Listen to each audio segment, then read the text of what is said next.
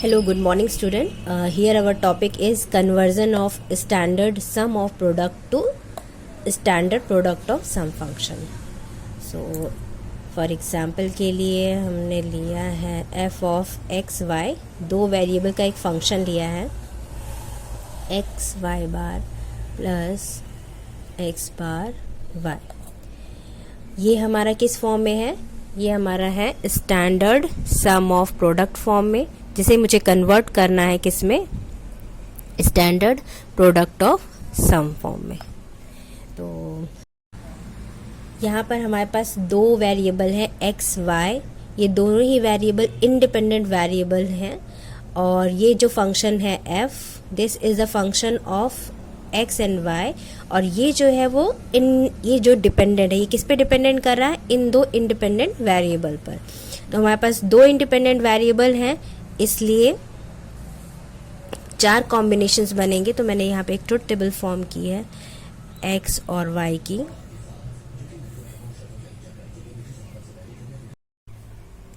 ये हमने truth table form कर लिया यहाँ पर.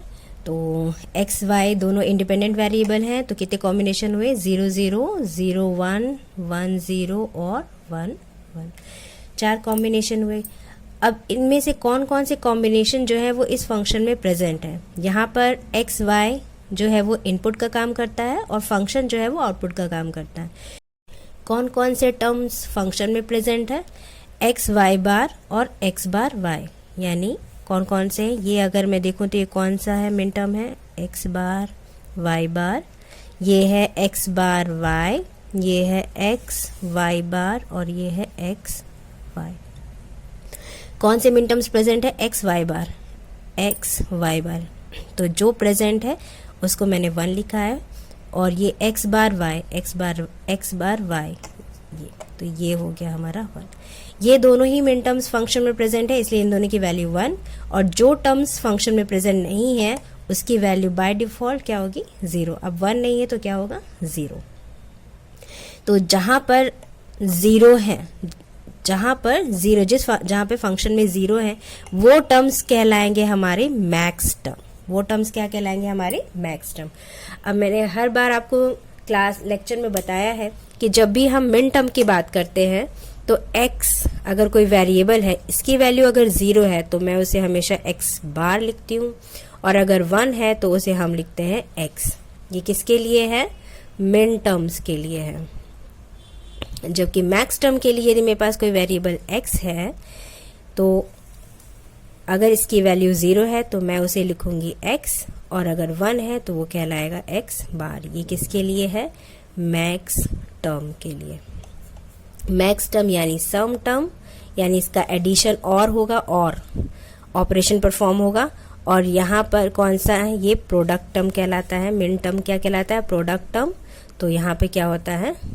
एंड ऑपरेशन होता है.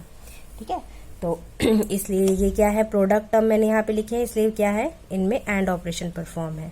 और 0, और यहाँ पे देखो 0 के लिए क्या लिया है? एक्स बार, और 1 के लिए क्या लिया है? वाई. तो यहाँ पे कौन कौन से मैक्स टर्म है हमारे पास? एक ये मैक्स टर्म है और एक ये मैक्स टर्म है. तो मैं यहाँ पे लिख सकती हूँ, ये तो यहाँ पे मैंने मिन टर्म लिखा है. तो यहाँ मैक्स टर्म, कौन कौन से मैक्स टर्म हमारे प्रेजेंट है? ये वाला. तो इसे कैसे लिखेंगे हम? 0 को क्या लिखेंगे? x की 0 वैल्यू है और y की कौन सी वैल्यू है? 0 वैल्यू है. तो ये y, और दोनों क्या होंगे? सम टर्म है इसलिए प्लस. यहाँ पर 1, x की 1 वैल्यू के लिए क्या हो जाएगा? x बार, और y की भी 1 वैल्यू है तो ये जाएगा y बार. और चूंकि ये दोनों क्या है? सम टर्म है, इसलिए मैंने यहाँ पे क्या लिया है? x बार प्लस y बार. तो ये जो दो टर्म हो गए ये हमारे मैक्स टर्म हो गए. तो फंक्शन जो है वो f ऑफ एक्स वाई को मैं लिख सकती हूँ x plus Y x bar plus Y बार.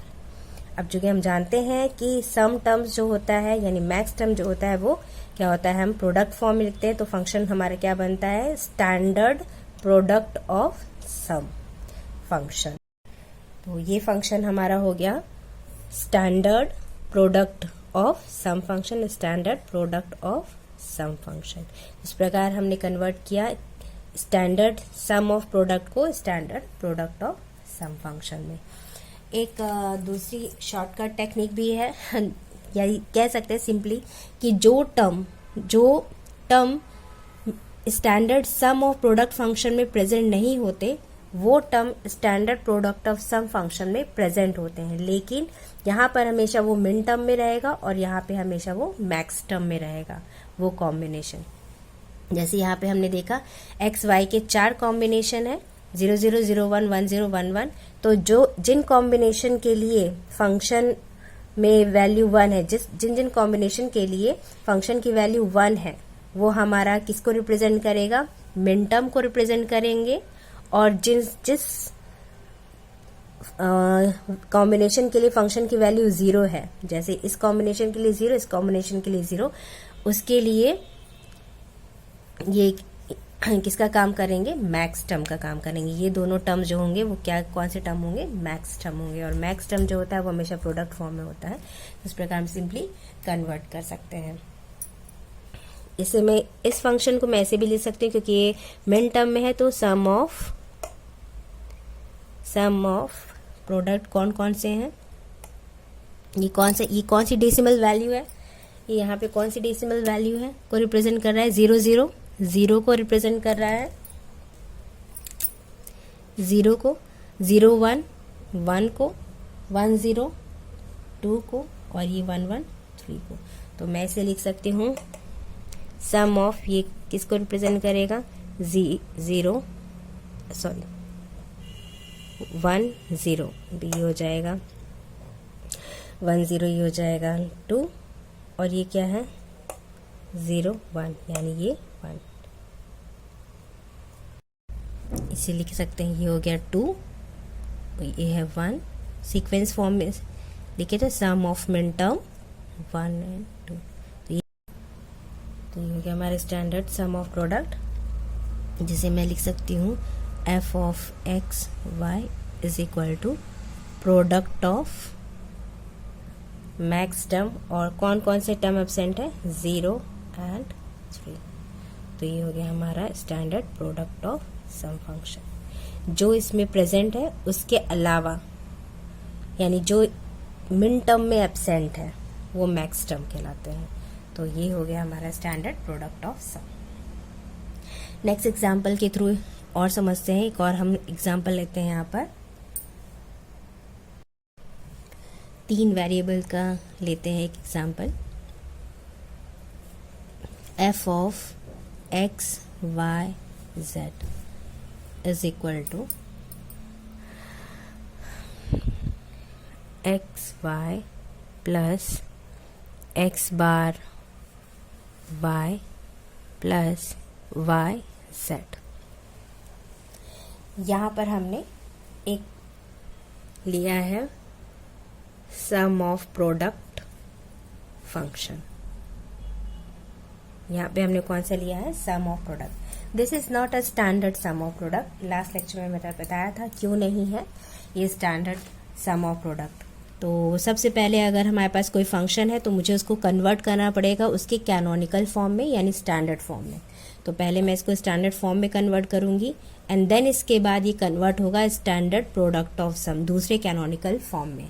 तो एक कैनोनिकल फॉर्म से दूसरे कैनोनिकल फॉर्म में अगर कन्वर्ट करना है तो सबसे पहले उसको स्टैंडर्ड फॉर्म में कन्वर्ट करना पड़ेगा। तो यहाँ पर हम देखते हैं यहाँ पे क्या एब्सेंट है, z। तो मैं अब डायरेक्टली लिख रही हूँ एक्स वाई और z प्लस जेड बार। z एब्सेंट है इसलिए मैंने z प्लस जेड बार लिखा है और इसकी वैल्यू होती है 1, जैसा हम प्रॉपर्टी में जानते हैं, लास्ट लेक्चर में मैंने बताया था। इसमें भी z एब्सेंट है तो मैंने z प्लस जेड बार मेंशन किया। यहाँ पर क्या एब्सेंट है, यहाँ पर x एब्सेंट है तो ये हो जाएगा x plus X bar Y Z. तो इसको एक्सपांड करिए, x Y Z plus X Y Z bar plus X bar Y Z plus X bar Y Z bar plus X Y Z plus X bar Y Z. यहाँ पे देखेंगे कौन कौन से term repeated है। ये term और ये टर्म रिपीटेड है तो कोई एक ही टर्म लिखेंगे, X Y Z. X Y Z bar कहीं पर है नहीं, तो ये हो जाएगा X Y Z bar plus next है X bar Y Z. X bar Y Z यहाँ पर भी है और एक्स बार वाई जेड यहाँ पे भी है, तो एक ही टर्म लिखेंगे, x bar Y Z plus ये हो जाएगा एक्स बार वाई जेड। अब ये कन्वर्ट हो चुका है हमारा किसमें, standard sum of product form में। ये किसमें कन्वर्ट हो गया हमारा, स्टैंडर्ड सम ऑफ प्रोडक्ट यानी कैनोनिकल फॉर्म में कन्वर्ट हो चुका है। अब हम इसको कन्वर्ट करेंगे standard product of sum function में। तो इसे मैं और सिंप्लीफाई कर सकती हूँ, सम ऑफ मिन टर्म्स, ये किन किन को रिप्रेजेंट करेंगे, कौन कौन से बाइनरी वैल्यूज को रिप्रेजेंट करेंगे। तो देखते हैं, ये है 1 1 1 1 1 1, क्योंकि हम मिन टर्म ले रहे हैं, बार नहीं है, एक्स है, एक्स अगर एक्स है तो 1 और एक्स बार होता तो 0। ये 1 1 0 0 1 1 0 1 0। तो ये हो गया हमारा 7, ये बाइनरी 7 को रिप्रेजेंट करता है। तो यहाँ पे मैं लिख देती हूँ 7, ये रिप्रेजेंट करेगा 6 को, ये 3 को और ये 2 को। तो इसको सीक्वेंस फॉर्म में हम लिखें, सम ऑफ मिन टर्म्स 2 3 6 एंड 7। अब यहाँ से भी आप देख सकते हैं सिंपल कि हमारे पास कौन कौन से मिन टर्म्स प्रेजेंट है, 2 M2 M3 M6 और M7। तो कौन से टर्म्स एब्सेंट है हमारे पास, यहाँ पर कौन कौन से टर्म एब्सेंट है, 0 1 2 3 है, 4 5 6 और 7 है। ये 7 तक ही होगा, पता ही है आपको, क्योंकि हमारे पास 3 वेरिएबल है, एक्स वाई जेड 3 वेरिएबल का फंक्शन है, और 3 वेरिएबल का फंक्शन है तो 2 की पावर 3 यानी कितने कॉम्बिनेशन बनेंगे, 8। यानी कहाँ से कहाँ तक जाएगी डेसिमल वैल्यू, 0 to 7। तो यहाँ 7 तक ऑलरेडी दिया है, तो जो जो मिसिंग टर्म्स हैं वो हमने यहाँ पे मेंशन कर लिए। तो सिंपल है, इसको अगर मुझे स्टैंडर्ड प्रोडक्ट ऑफ सम में कन्वर्ट करना है तो मैं इसको डायरेक्टली लिख सकती हूँ, product of max term 0 1 4 and 5। या आप इसको डायरेक्टली लिख सकते हैं। और बाय ट्रुथ टेबल कैसे लिखेंगे वो मैं अभी आपको बताती हूँ। मैंने एक ट्रुथ टेबल बना ली है एक्स वाई जेड की। तो 3 वेरिएबल है तो टोटल 8 कॉम्बिनेशन होंगे। कौन कौन से होंगे, 0 0 0 0 0 1 0 1 0 0 1 1 1 0 0 1 0 1 1 1 0 1 1 1। ये टोटल 8 कॉम्बिनेशन हुए। कौन कौन से डेसिमल को रिप्रेजेंट करते हैं, ये है ऑब्वियसली ये 0 को रिप्रेजेंट कर रहा है, ये 0 0 1 1 को, और ये 2 को, 3 4 5 6 7। मैं इसलिए लिख रही हूँ क्योंकि हमको फंक्शन में ऑलरेडी मेंशन है 2 3 6 7, तो वो हमको पता होना चाहिए, इसलिए मैंने यहाँ पे डेसिमल वैल्यू मेंशन कर दी है। आप भी मेंशन करिएगा। अब कौन कौन से फंक्शन में मिन टर्म्स प्रेजेंट है, 2 3 6 एंड 7। तो जो जो मिन टर्म प्रेजेंट है, तो मिन टर्म के लिए हमेशा हम 1 लिखते हैं। तो कौन कौन से प्रेजेंट है, 2 ये 1 हो गया, 3 1 6 1 और 7 1। तो रिमेनिंग क्या होंगे, 0 0 0 और 0। ये 4 टर्म क्या होंगे, 0। और जो टर्म 0 होते हैं फंक्शन की के लिए जिस कॉम्बिनेशन एक्स वाई जेड की जिस कॉम्बिनेशन के लिए फंक्शन की वैल्यू 0 होती है वो कॉम्बिनेशन मैक्स टर्म कहलाते हैं। तो ये टर्म मैक्स टर्म कहलाएगा, ये मैक्स टर्म कहलाएगा, ये मैक्स टर्म कहलाएगा और ये टर्म मैक्स टर्म कहलाएगा। तो मैक्स टर्म को हम लिख सकते हैं, मैक्स टर्म को लिखें तो मैक्स टर्म क्या होगा। अब आपको पता है कि मैक्स टर्म के लिए मैं बार बार बता रही हूँ कि जब भी हम मैक्स टर्म लिखते हैं तो यदि मेरे पास कोई वेरिएबल, यहाँ पे लिखती हूँ y है, y is equal to y की वैल्यू अगर 0 है तो इसको मैं लिखूंगी y और 1 है तो इसको मैं लिखूँगी वाई बार। ये किसके लिए है? मैक्स टर्म के लिए, जो हमेशा सम फॉर्म में होता है, यानी कौन सा ऑपरेशन परफॉर्म होता है? और मिन टर्म के लिए अगर कोई वेरिएबल y है और इसकी वैल्यू अगर 0 है तो ये हो जाएगा y बार, और 1 है तो ये हो जाएगा y। ये हो किसके लिए है? मिन टर्म के लिए है, जिसे हम प्रोडक्ट टर्म भी कहते हैं, और इसमें परफॉर्म होता है एंड ऑपरेशन। ठीक है, तो ये चीज़ें हमेशा याद रखिएगा, काम की हैं। और सम के लिए जब भी मैक्स टर्म की बात होती है तो फंक्शन में हमेशा 0 वैल्यू चेक करते हैं, और जब मिन टर्म की बात होती है तो फंक्शन में हमेशा 1। जो मिन टर्म फंक्शन में प्रेजेंट होंगे उसके लिए फंक्शन की वैल्यू 1 होगी, और जो मैक्स टर्म फंक्शन में प्रेजेंट होंगे उसके लिए फंक्शन की वैल्यू 0 होगी। यानी जो 0 है वो कौन से टर्म्स है? Max term. तो हम यहाँ पे लिख सकते हैं, ये क्या कहलाएगा? x plus Y plus Z. ये कहलाएगा x plus Y plus Z bar. Next ये कहलाएगा x bar plus Y plus Z, x bar plus Y plus Z. ये कहलाएगा x bar plus Y plus Z bar, x bar plus Y plus Z bar. ठीक है, तो ये 4 हमारे क्या कहलाए? Max term. तो मैं मैक्स टर्म को, ये तो है ही यहाँ पे आपने लिखा ही है मैक्स टर्म, और इसको एक्सपांडेड फॉर्म में कैसे लिख सकते हैं? हम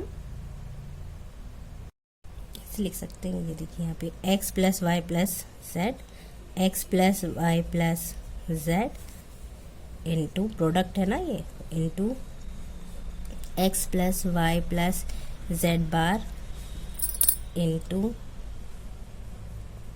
x bar plus Y plus Z into X bar plus Y plus Z bar. तो ये फंक्शन हमारा कहलाया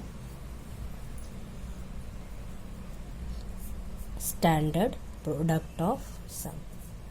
तो होप आपको समझ में आया होगा कि हम कैसे कन्वर्ट करेंगे एक कैनोनिकल फॉर्म से दूसरे कैनोनिकल फॉर्म में।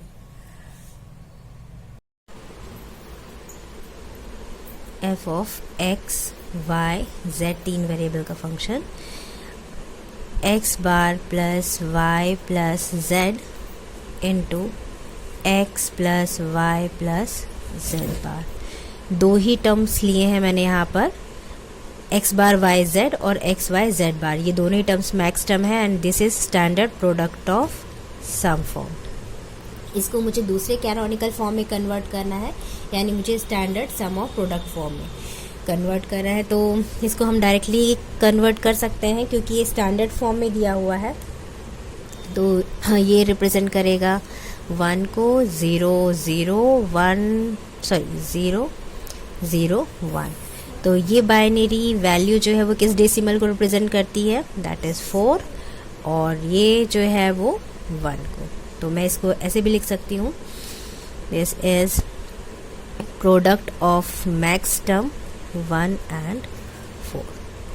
इसको हम डायरेक्टली कन्वर्ट कर सकते हैं, जैसे मैंने लास्ट स्लाइड में बताया था कि यहाँ पे इस मैक्स टर्म कौन से मैक्स टर्म प्रेजेंट है? 1 और 4। तो कौन से बचे हुए टर्म्स हैं यहाँ पर? तो 0 1 तो है ऑलरेडी, 2 3 4 है यहाँ पर, 5 6 और 7। चूँकि 3 वेरिएबल हैं इसलिए 8 कॉम्बिनेशन होंगे, 0 to 7 8 कॉम्बिनेशन होंगे, जिनमें से 1 और 4 जो है वो मैक्स टर्म है। तो बचे हुए टर्म जो है वो कौन से टर्म होंगे? मिन टर्म होंगे। मैं इसको डायरेक्टली लिख सकती हूँ, सम ऑफ मिन टर्म 0 2 3 5 6 and 7। तो ये हमारा कन्वर्ट हो गया किसमें? Standard sum of product form में।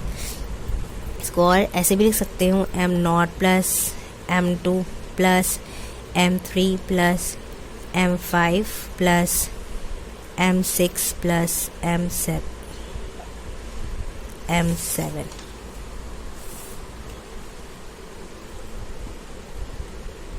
इसको मैं और लिख सकती हूँ, m0 है तो m0 के लिए मिन टर्म्स क्या होंगे? 3 वेरिएबल का, x बार वाई बार जेड बार प्लस M2 के लिए क्या होगा,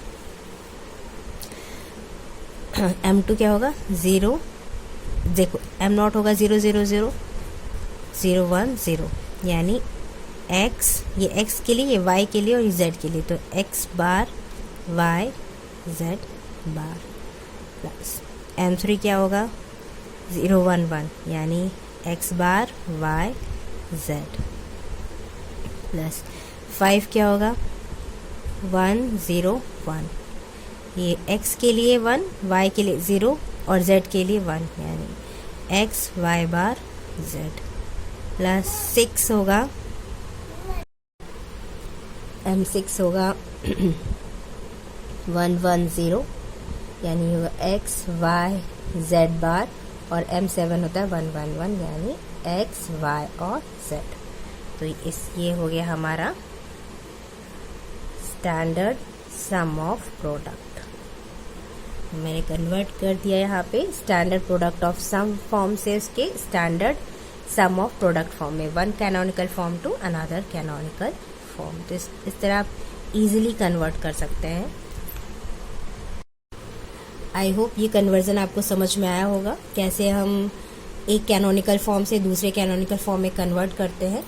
नेक्स्ट टॉपिक हमारा रहेगा De Morgan's theorem and duality principle, De Morgan's law and duality principle with lots of example. ये नेक्स्ट लेक्चर में रहेगा, इसको बिल्कुल मिस मत करिएगा, दैट इज़ वेरी इंपॉर्टेंट और ये आगे बहुत काम आएगा आपको डिजिटल इलेक्ट्रॉनिक्स में। तो होप आपको ये लेक्चर समझ में आया होगा। हम नेक्स्ट लेक्चर में आपसे मिलते हैं। Okay, bye. अगर वीडियो समझ में आए तो लाइक और सब्सक्राइब करना बिल्कुल ना भूलें। Thank you for watching, good bye.